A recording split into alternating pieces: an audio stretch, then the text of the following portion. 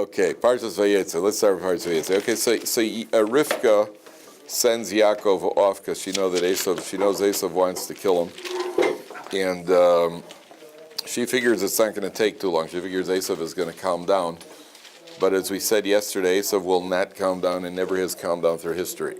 The Esavs of the world are always after us.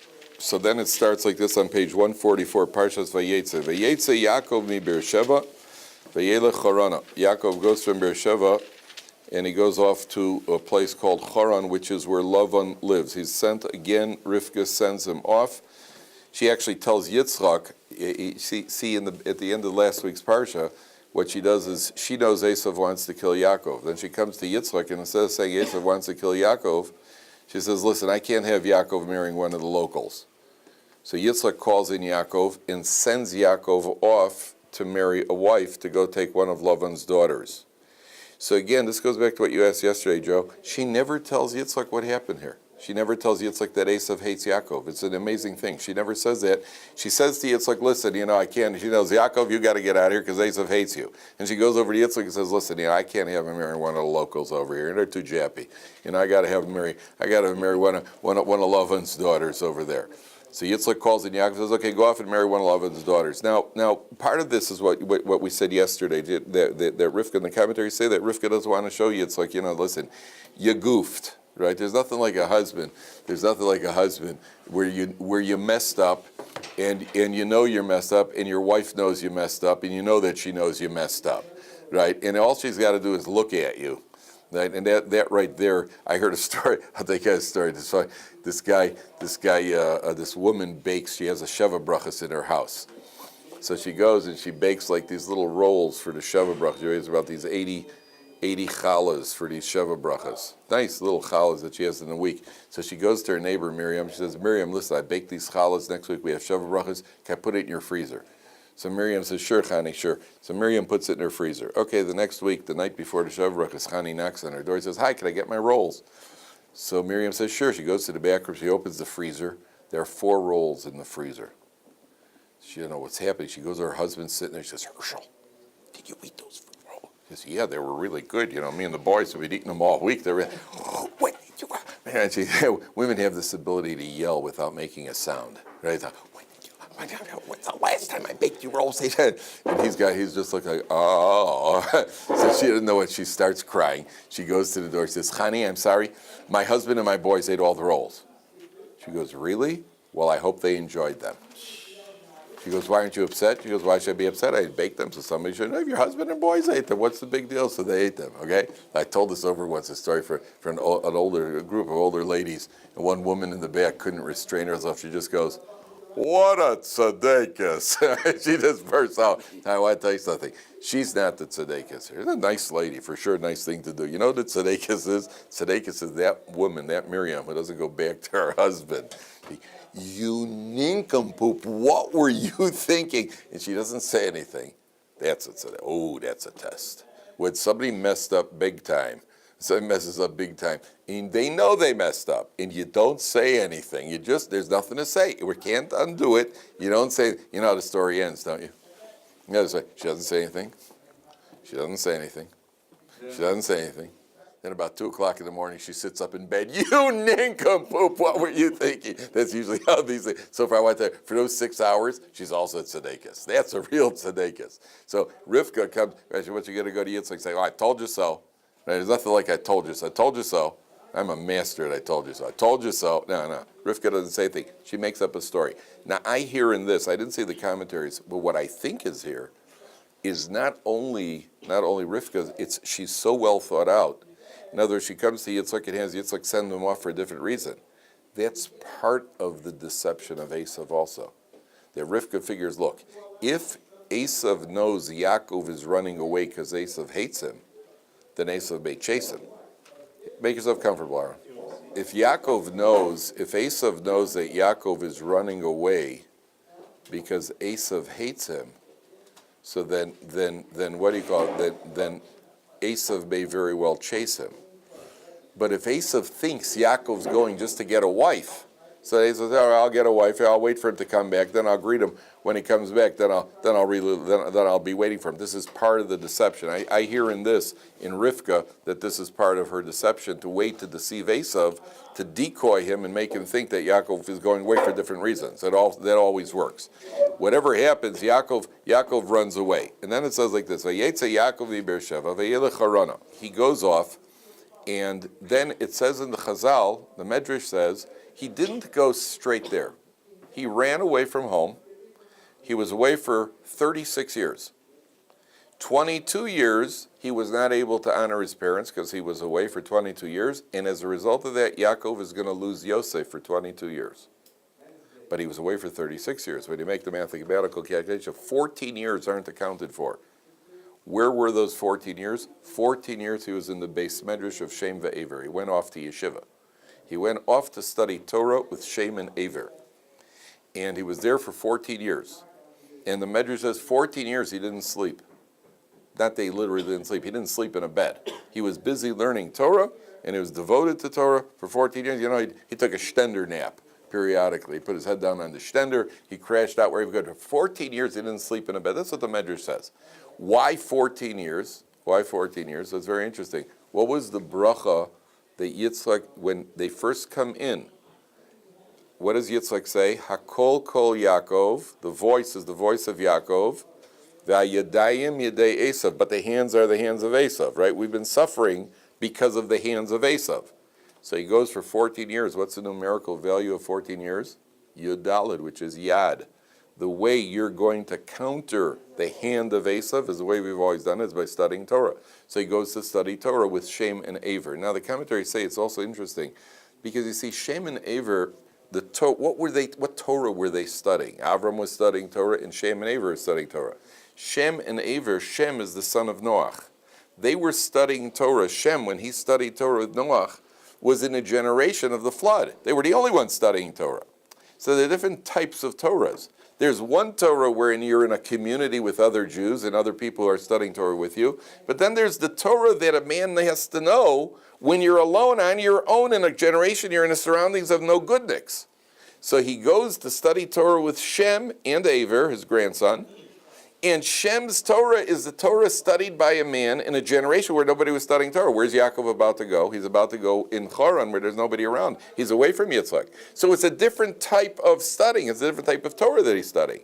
And then we see later on, who does Yaakov teach Torah to? Of all his sons, who does he choose to teach? Yosef. Why Yosef? Because Yosef's also going to be the one who's going to be away from everybody in Egypt. He's going to be off on his own, and he's got to know how to deal with that sort of society, that sort of world. That's the lesson. So whatever the Torah was they were studying, there's a different, there's one Torah when you're in yeshiva. Guys complain all the time. They leave yeshiva, and they go back home, and then you go into the quote-unquote the real world, because this is all fake over here. You go into the real world, and the Torah that you learn in the real world, all of a sudden, you're in a different situation. It's very difficult. It's a completely different way of dealing with it. It's not as easy. You don't just roll out of bed into a shul, go to a shir. Suddenly, you got to deal with different factors in your life, and you got to know how to deal with that. So Yaakov leaves, and he goes to Haran, but he takes a detour for 14 years. We're going to come back to this, okay? Vayifka b'makom. And he runs into a place. Rashi goes into a whole discussion over here. Top line. Vayifka b'makom. He runs into the place which is what we're told is Har HaMoriah. It's the Mount Moriah.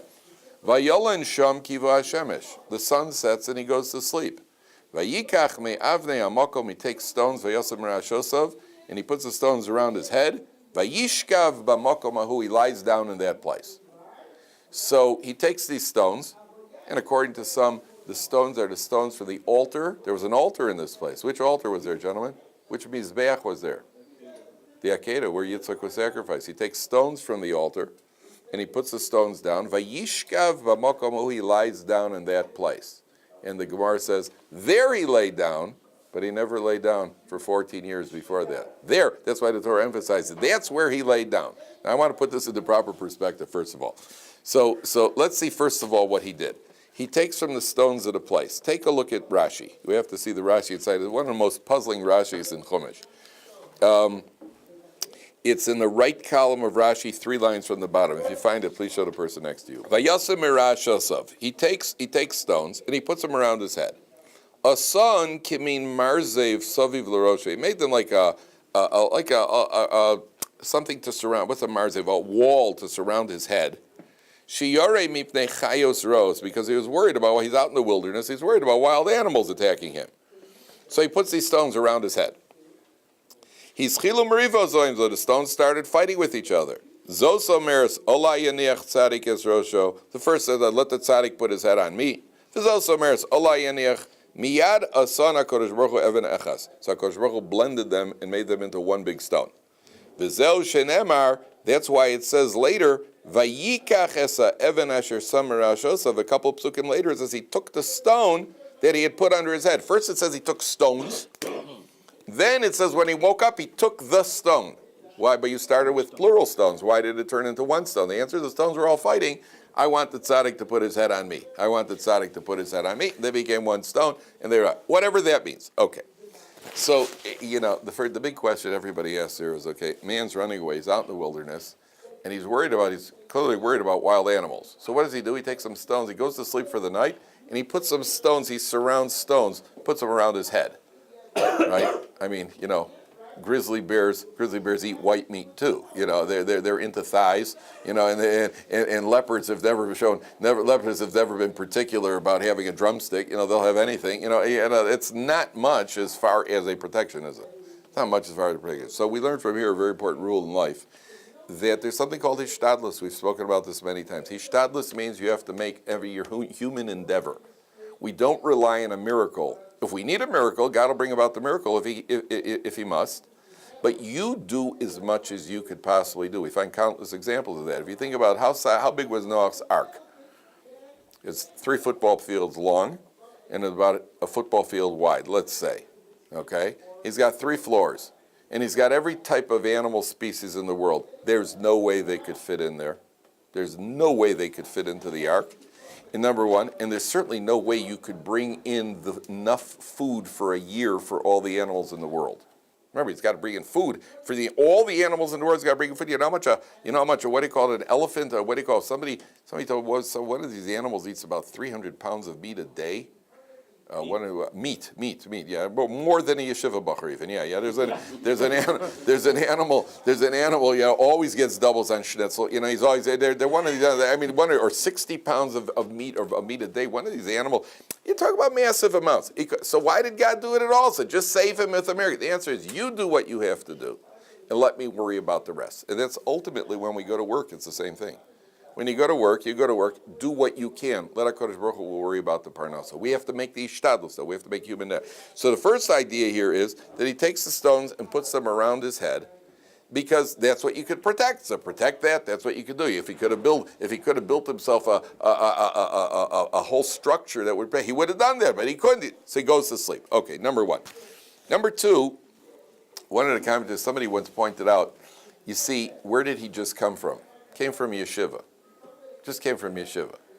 And I think that you've seen that when you go to yeshiva, you get a kind of a different perspective on life. Your whole mindset changes. You start viewing the world from a different perspective. Everything about you, everything about your head starts to change, because the head that has been filled with marshmallow fluff for 20 some odd years suddenly is absorbing Torah, and Torah gives you a completely different view of life and a completely different perspective. And now you're going to take that head, you're going to take yourself, you're going to go out back into that world. At least let me protect my yeshiva head. Right? At least the head that I've developed over 14 years, at least let me protect that wherever I'm going. Let me take my thought. I might not be able to sit in the base medrash anymore. I might not be able to think in the base medrash anymore. Let me at least take my yeshiva head with me. And that's why I've tried to train my kids. You could read a newspaper, and you could read a newspaper with a yeshiva head, right? So I've told my kids, take a newspaper and read the headlines, what the headlines say, and then there's, what are the headlines really saying over here? What's really being told to you over here? What's really the story over here? So if I read that, the guy from Lebanon ran to Saudi Arabia, and all the espionage, all the intrigue behind it, then you take a look at it. The first thing I see is somebody's got an interest over here. Right? It isn't just because the guy's afraid for his life. Somebody's got an interest. The interest is usually money. I don't know exactly who, but whatever it is they're telling me, that's not the story. Right? That's clearly not the story. There's something else in the story. And you start to train yourself from a Torah, the same Torah head that you're using in Gemara. Take that Torah head. Don't go through life like an emotional cucumber, right? Where everything is, right? Take a look at, try to understand it with the same Torah logic. And that's what Yaakov wants to protect. Take that Torah head with you wherever you're going to go, number one. Good. So again, Yaakov knows he's got to rely on a miracle here. You got to rely on a miracle. When you're out in the wilderness going to sleep, you got to rely on a miracle. But even when you have to rely on a miracle, I go, listen, God, help me out over here. Fine, I'll help you, but you first do as much as you possibly could. You can't just lie down, okay, God, take care of me. Okay, so I'll put stones around my head. Maybe a grizzly bear coming from that direction might see the stones and back off. I don't know, maybe a snake will come and see the stones. At least a minimal amount, do whatever you can. You did what you can. At that point, back off. There's nothing more I can do. What do you want from me? There's nothing more I could possibly do. Listen, Hashem, you said I have to support her. I gave her the credit card. That's all I can do. Now help me out. Make the store closed. Something. Help me out. You do whatever. I say a prayer. Do whatever you can. That's what the Torah is teaching you. It doesn't say that. It doesn't say that anywhere. And even if they are giant stones, leopards have the ability to. I just saw a clip of some sort of fish. I think it looks like a type of whale. I'm not sure. Somebody just showed me there's a clip of this fish. It's either a shark or a whale, I'm not sure, something in that family, that actually jumps out of the water and gets birds in midair. Fish. It's a fish. It's like a whale or a thing, and these birds are flying over the thing, and what do you call it? All of a sudden this fish launches itself and times it perfectly. It's like what do you call it? It's like an alley-oop. It's almost like an alley-oop play over here. The bird, and he's got to time it perfectly. Next thing, it just nabs the bird out of the air. Now, if a fish could do that, leopards could do that, cats could do, even if they're big stones. Bottom line is, you're not protected, but do what you can. You got to rely on a miracle. You do what you can, and then I'll take care of the miracles. That's all Israel's wars are the same thing. Israel's wars have all been won with miracles. We do what we can. Most of the terrorist attacks, Baruch Hashem, that are do you really think you could stop lone wolves? What's stopping every single Arab, chas v'shalom, from getting in a car and just starting to mow down people on sidewalks? You can't stop it. So we put these stones by bus stops. Oh, now I feel better. Oh, because there's a stone by a bus stop. Do you really think that helps? Put a stone by the bus stop. Okay, now we're good. Now we're good. Right? That doesn't help. Okay, that's all we can do. Try. And then let HaKadosh Baruch Hu daven, learn Torah, put up a few stones, and let HaKadosh Baruch Hu have them kill each other. That's really what we're helped for. Right? Stay busy in Syria with each other, and that way, the busier you are with each other, the less time you have for us. Baruch Hashem. But we tried. Do you really think you could do anything about it? You could stop a 15-year-old girl approaching a checkpoint with a knife. That's who we're fighting. Your biggest army in the world can't handle these people. It's all miracles. Doesn't work. Doesn't make any sense. If they had any brains at all, Baruch Hashem, they don't have brains. Otherwise, we'd be in big trouble. So HaKadosh Baruch Hu blinds them. What does it take to think of some of the things they could do? So Baruch Hashem. But we have to try, make the minimal effort. Okay? That's number one. Number two, there's a president of the United States who only slept 4 hours a night. I think it was Bill Clinton. Slept 4 hours a night. So they once asked him, why do you only sleep 4 hours a night? He says, because when I'm sleeping, I'm not the president. Right? Apparently, it's good to be the president. Right? When I'm sleeping, I'm not the president. Where does sleep come from, gentlemen? You know why you sleep most of the time? Because you're bored. Sleep comes from lack of stimulation. When you're very stimulated, and when something's pumping you up, you don't sleep. You don't even feel the need to sleep. The easiest time it was ever staying up all night was when I played poker. Play an all-night card game. You don't even yawn. Yeah, I wasn't very good either. Play an all-night card game. And I want to tell you something. My father, Zichron Livracha, was a master. He handled me, and it took quite a bit to handle me, and he did. So I thought I was about 17 years old, and I was getting into my card playing, and I thought I was a shark because I played with yeshiva guys, And so one Hanukkah, my father sat down with me and my younger brother, and we played poker, right? And at the end of the night, I was down $5, which is a lot of money in those days, and I was not a happy camper. My brother was even. I was down. My dad was up $5. And I was really upset. And then afterwards he says to me, you don't know the first thing about playing cards. he would say, he shows me he's been pulling cards the whole night. He was dealing, he's pulling cards, and I'm looking at my hand. He's been, and he was dealing me bad cards the whole night. And he said, if I could do that to you, then imagine a guy who's a card shark, what he's going to do. He's going to take your pants. So he said, if you promise you won't ever play, I won't take the $5 from you. So I promised. That was, at least I promised. But so I was not a very good card player, right? But when I did play, you never even yawned. You never even yawned. In Las Vegas, they don't even have clocks on the walls. They don't have clocks on the walls. People play all night effortlessly. Why? Because you're stimulated. A child never wants to go to sleep. Why don't children want to go to sleep? Because they always feel there's something more exciting to do. Adults are always tired. Ask each other, whenever you see it, hi, how you doing? I'm so tired. So tired. Everybody's tired. 11 o'clock in the morning, 3 in the afternoon, 11 o'clock at night. Hi, how you doing? So tired. Everybody's tired. Why are you tired? Tired because been there, done there. There's nothing to stimulate us. When you're stimulated, and all of a sudden the excitement keeps you pumped up, right? That's what happens. That's what Torah is. Torah keeps you pumped up. You want to hear how credible this is? I'll just give it a proper perspective. 14 years in yeshiva, Yaakov didn't need to lie down and sleep. He was so pumped up from learning Torah. He was so stimulated from learning Torah, he never really had to lie down. He just said, fall asleep, sleep it off, get up, and continue. When is it that he's getting a little bored? When he's running for his life from Esav. Well, yeah, I think I'll take a nap over here. You understand? That means that his excitement for Torah, which is what we want, his excitement for Torah surpassed the buzz or the energy that he was experiencing running away from Esav. Think about that. And that's what we're trying to do when we learn Torah. That's one of the reasons why they used to have, they have this thing called Magic Eye. Have you ever seen this book called Magic Eye? You take this thing and you look at it and you could get, sometimes you hold it the right way, all of a sudden you take a two-dimensional image, turns into a three-dimensional image. And every time you watch people looking at it, they're always doing like this. I don't see anything. I don't see it. That's amazing. Right? All of a sudden you see this three-dimensional image. All of a sudden, every time anybody ever looks at it, there's always like, I don't know, you're trying to get the right. That's amazing. Always. Every single person who's ever, then there's always one guy in the room who can't get it.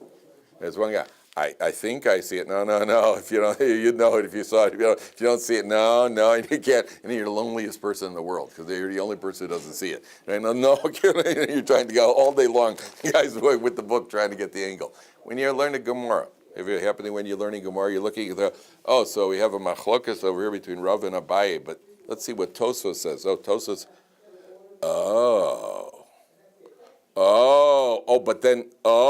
but if that's, the whole thing, all of a sudden, a whole window of realization opens up for you. All of a sudden, a new world opens up. That's what's endless about Torah. Torah, there's always endless amazement, and it's amazement in the spiritual realm, so you never get tired. You never exhaust the possibility. People get excited about in the physical world. So people get excited about food. So you go to a $20 all you can eat.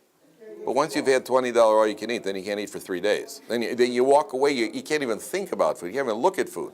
By Torah, it's the opposite. The more amazing it becomes, the more Torah you want to learn. Whereas food, the more you've eaten at a certain point, it's okay. I've pied out, or I've meated out, I've staked out. That's it. I'm done for 3 days. Most guys, we were joking, Shabbos, Joe and I were joking. Sunday morning, most guys, Sunday is like one of these no-eat days, right? Because Shabbos, we've taken no prisoners, right? So we need a couple of days of rest after our day of rest, right? Because in the physical realm, you're limited. In the spiritual realm, you're not. So Yaakov Avinu teaches us, when do you go to sleep? You go to sleep when you're bored. You're running for your life, so you lose your stimulation. But when you're learning Torah 14 years, then you don't lose your stimulation. Okay, now, then comes one of the most discussed sections of the Torah, certainly in the book of Bereshis. Vayachalom, he has a dream. V'hinei sulam musav arza, there's a ladder on the ground. V'rosho magia hashamayim, the top of the ladder reaches the heavens. V'hinei malachei Elokim olim v'yordim, angels of God are going up and down this ladder. Oh, is there a discussion about this ladder, Jacob's ladder, and all of the symbolism of the ladder. So let's see what it's all about. He sees these angels going up and down. V'hinei Hashem nitzav olav, Hashem is revealed to him. Vayomar ani Hashem Elokei Avram Avicha Elokei Yitzchak ha'aretz asher ato shochev aleha, the land you're lying on, lecha etznena ulezarecha. I'm going to give it to you and to your offspring. So Yaakov Avinu is told, there's Rashi brings down the Medrash, Hashem folded up all of the land of Israel and he put it under Yaakov Avinu. He said, the land you're lying on is destined for you and your offspring, number one. Then he says, V'hoya zaracha ka'afar ha'oretz, your offspring is going to be abundant like the dust of the earth. Ufaratzta yomov v'keid b'tzafon of a negba, you're going to go out and spread in all directions. V'nivrechu v'cha, all families of the earth will be blessed through you. And God says, and don't worry, I'm with you. I'm going to protect you wherever you go. I'm going to bring you back. I'm not going to abandon you until I fulfill this. I'm going to bring you back. You can come back safely. Okay. What is the ladder about? Yaakov has a dream. Now, the tremendous amount of ideas here in the ladder. Just hold all the questions for a few minutes because I want to go through each one of these points because there's so many lessons the commentaries talk about the ladder. First of all, the dream. There are different types of dreams. There's a dream which is just a nonsense dream. You know, you go to sleep at night and you have just a regular dream. Then there's a dream that has a little bit of Ruach HaKodesh in it. It's got a dream of a certain amount of a projection of what's going to be in the future. Then there's a dream of Nevuah, a prophetic dream, which is what this is. This is a dream, the commentator says it's a dream of prophecy. Yaakov gets a prophecy, but the prophecy has to come to him at night in a dream as opposed to, that's the plain meaning of the verse. The plain meaning of the verse, God comes in a prophecy to Yaakov Avinu, and he tells him what's going to be in the future, and he has the dream right here on the holiest spot on earth, right on Har Moriah, and with the stones of the Yitzchak's Mizbeach underneath him. Okay, that's the plain meaning of the verse. But the lessons over here are like this. First of all, it says the angels of God are going up and coming down. The ladder is perched on the ground, and the head of the ladder is in the heavens. So the first thing that the commentaries tell us is this is obviously the ladder of spiritual growth. We're all on a ladder, gentlemen. We're all trying to grow. And lesson number one of the ladder is you climb one rung at a time on the ladder. You go up a ladder and you try to climb too many rungs. If you slip, you go bouncing down and your face hits each rung on the way down. Boink, boink, boink, like in the cartoons. You climb one rung at a time on a ladder. Otherwise, Yaakov Avinu could have had a bat. He could have dreamt he saw the bat pole, right? And it's taken him straight, or an elevator. He doesn't dream about an elevator. He dreams about a ladder. It's a ladder of spiritual growth. The feet of the ladder on the earth, and you have the potential to get all the way up into the heavens. There's a famous story, an older man was watching these kids play at a park. And the kids were having a competition. They had a pole, and the kids were having a competition who could climb the highest on the pole, or climb the highest the fastest. And the old man was watching. One kid kept winning. So afterwards, the old man came over and said, I saw what was happening, and I'll tell you why you were winning. You know what happened? All the other kids, the higher they got, all of a sudden they would look down. Once they looked down, they got nervous because they're so high up, they stopped climbing. You never looked down. You kept focus upwards. That's why you kept climbing to the top of the pole. So the old man was the Chidushei Arim, and the little boy was his grandson, this famous Sfas Emes, one of the great commentaries, one of the great leaders of the Ger dynasty. And our goal in life is to keep climbing. Climb, climb, climb. Keep your focus upwards. Keep your focus upwards. That's our goal. But one rung at a time. If you start jumping levels, that's when you run into calamities and disasters. You're not holding there yet? Don't try it. Go up one level at a time, number one. Number two, the ladder of spiritual growth, it says the angels, olim v'yordim bo. The angels are going up and down. The commentaries see in that a description of what happens to us. When we're climbing spiritual growth, there are going to be days where you're going up and days where you're dropping down. There are days, malachei elokim, olim, you're climbing up, v'yordim, and you are descending. Every one of you, me, us, every one of us has experienced that. We've spoken about this in the past. You have days where you're just, everything's clicking, you're davening well, and you made it to minyan on time, you're being nice to people, you're learning well, you're enjoying serving HaKadosh Baruch Hu. The other days where you're just like, boy, I thought I was past this. Boy, am I capable of still doing that? Boy, I didn't realize I could drop so low. That's normal, because the process is 3 steps forward, 2 steps back for the rest of your life. 3 steps forward, 3 rungs up, 2 rungs down, 3 rungs up, 2 rungs down. That's what's going to happen. different periods of time, different situations, circumstances around us. 3 rungs up, 3 rungs down. That's what's going to happen. Up, down, up, down, up, down, up, down, but we keep pushing upwards. We keep our focus upwards. Number 3, I want to ask you a question. Tell me the truth. Knee-jerk reaction. What are you picturing when you're picturing this ladder? What kind of ladder are you picturing? What kind of ladder? Picturing, what's that? Like a ladder, like a fireman's ladder, going all the way up to the heavens, right? Okay, that is not a correct view of what this ladder is. Because the Medrash says, you know how wide this ladder was? How wide? You're picking a ladder. Okay, it's a ladder. You climb up a ladder. This ladder was 8,000 parsaos wide, which is wider than the entire earth. That's a long ladder. Yeah, that's a wide ladder, right? We're picturing a ladder. Yeah, the type of ladder I would dream about if I saw a ladder, right? I've always been intrigued by the cranes. You have these cranes all over Yerushalayim. Right, they have these ladders. The guys got to climb all the way up. I was sure they had an elevator for these guys. I read up, one of the guys said, no, you go climbing all the way up there into that little, what do you call it? You got to climb this ladder. It takes 10, 15 minutes just to climb the ladder, right? So we're picturing a ladder. A ladder's a ladder. This ladder was 8,000 parsaos wide, which is wider than the entire earth. What do you think the lesson is there? This is the sobering news for everybody the world over. There's no one in the world who has an excuse. I never had the opportunity. I couldn't get on the ladder of spiritual growth. You couldn't. That ladder reached you. That means everybody in the Congo, and it means everybody in New Zealand, and it means everybody everywhere in the world. You have a responsibility because every human being intuitively understands there's a creator, and whatever you're responsible, whether you're a Noahide or whether you're a Jew, you have a responsibility to get on that ladder. And a person can never come along. Do you know that the chief cardinal of France, Nachon Binyamin איך קראו לו? Cardinal Lustige. הוא היה צרפת או היה פריס? צרפת, של כל צרפת. He was the chief cardinal of France. He was on the next tier. The cardinals, when they chose the Pope is chosen for the cardinals. He was on the tier. He was very close to becoming the Pope. And do you know that he was Jewish? He was Jewish. He was a Holocaust orphan. He was taken in the Holocaust, and he was what he got raised in the Catholic Church, and he knew that he was Jewish. He acknowledged the fact that he was Jewish, but he didn't really buy into it. And he was a very high-ranking member of the Catholic Church. Right now, a person has a responsibility level. You could say, "Well, it's not my fault. I was raised as a Catholic." He's already died. But at the end of the day, he was Jewish, 100% Jewish, 100% Jewish. And no one in the world can say, "I never had a chance." I want to tell you something else very sobering, gentlemen. The day you walk into Or Sameach, I feel bad for you. Right? I feel bad for you. You know why? Because your responsibility level has just increased. Because after 120 years, a person goes up to the heavenly court, and God says to the guy, "Okay, how come you didn't wear tefillin every day?" "Well, I didn't know much about tefillin." "You didn't know about tefillin? I didn't know anything about Judaism."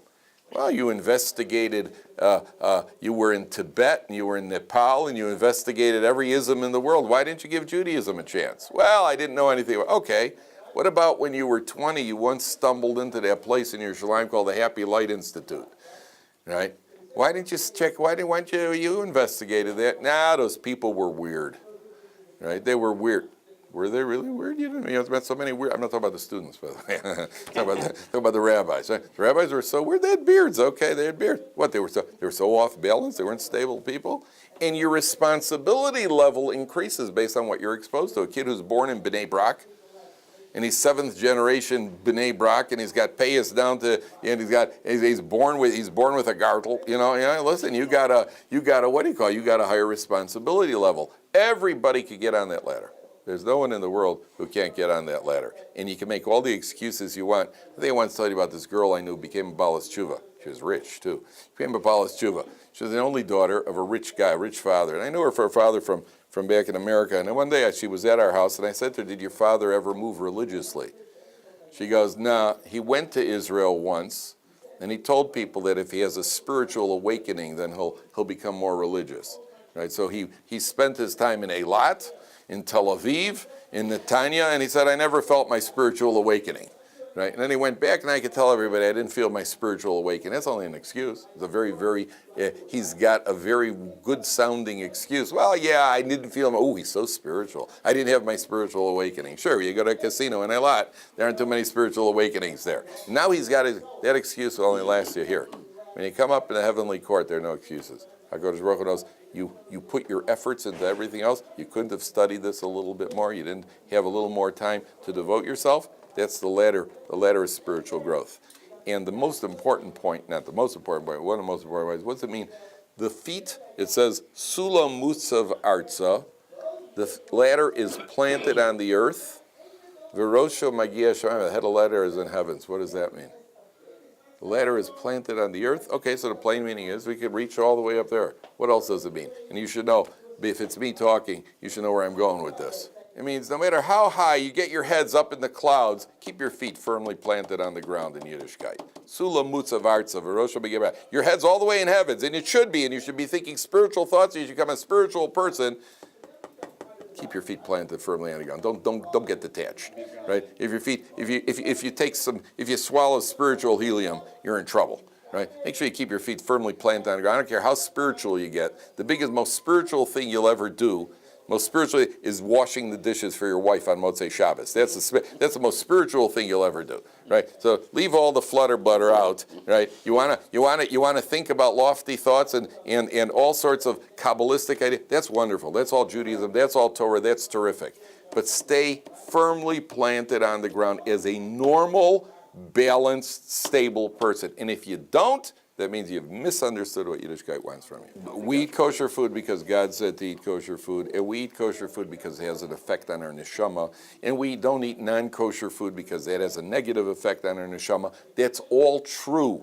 That's all true. But in the 60s, they had all these flower children, and they say, "Hi, my name is Rainbow." They're completely out of touch. They're completely out of touch with reality. These people were nutcases, right? We're not looking to be spiritual nutcases, and it's unfortunate. It's unfortunate that religion gets a lot of bad press because people say, "Well, look, these Baal Tshuvas and they're weird. They became Baal Tshuvas and they're weird." I got news for you. My experience is the guys who became Baal Tshuvas and weird. They were weird before they became Baal Tshuvas, right? And people becoming religious doesn't mean you become socially stabilized, right? If you're weird after you're religious, you're weird before you're religious. And religion attracts a lot of unbalanced individuals. This is in the world at large. It's not just Judaism. A lot of people who have delusions of grandeur, it's always either they're Yashke, right? Or they think that they're the prophet Elijah. It's always none of these guys. It's interesting. None of these guys will say, "Yes, I'm the reincarnation of Yashka," right? Or I'm a prophet. I've experienced prophecy. None of these guys ever come back and say, "You know what? I'm Michael Jordan," right? Because that could be easily disproven, right? Oh yeah, you're Michael Jordan. You can't even touch the net, right? You're not Michael Jordan. No, that could be easily disproven. Anything. I'm Bill Gates. Oh yeah? Let me see your credit card, buddy. That could be easily disproven. But prophecy, I got prophecy. Well, go prove he didn't have prophecy. And therefore, if a person's a devoted Jew, you're a devoted. You could be lofty, and you're 100% right. The mitzvahs affect us, and we become different people. We become much more spiritual. But the problem is the word spiritual, for many people, spiritual means that you close your eyes and you shake a lot. That's not spiritual. That's an unbalanced individual. You want to close your eyes during L'chadodi because they're singing a nice tune at the Shabbos Miras, that's fine. Or if you're tired Friday night in shul, that's fine too, so you need a nap. That's all part of spiritual, but not to lose balance. Yeah, Jay, at the end of the day, this is a very, very important lesson. Even a Yaakov Avinu, keep it firm. We're going to see, here's Yaakov Avinu, the man of spirituality. What does he get involved with? What is he going to become? He's going to shepherd. He's living in this world. You're living in this world. You're living in this world. So you're living with a certain approach to this world, but don't forget you're living in this world. I knew a guy who it was Yom Kippur, and his wife was in her 9th month. And this guy decided to be spiritual, so on Yom Kippur night, people have a custom of locking them, of going into the shul, staying up all night in shul. So this guy borrowed the key from the local gabbai to the shul, that he locked himself into the shul at night on Yom Kippur. His wife said, "I'd really rather you didn't do this. I might go into labor." He just said, "Don't worry, be happy, have bitachon emunah," whatever it was. And he locked himself into the shul. And during his intense devotions, his wife went into labor, so she sent her 9-year-old son down to get him. but during his intense devotions, he fell asleep in the shul. So he wasn't there to help his wife when she had a baby. They had to call Hatzalah, and a good time was had by all. Right? You've lost touch with reality, buddy. That's not what Hashem wants. Hashem wants, you want to go to shul on Yom Kippur. Your wife needs you home. That's what you do. That you stay home. Keep your feet firmly planted on the ground. All right. See you tomorrow.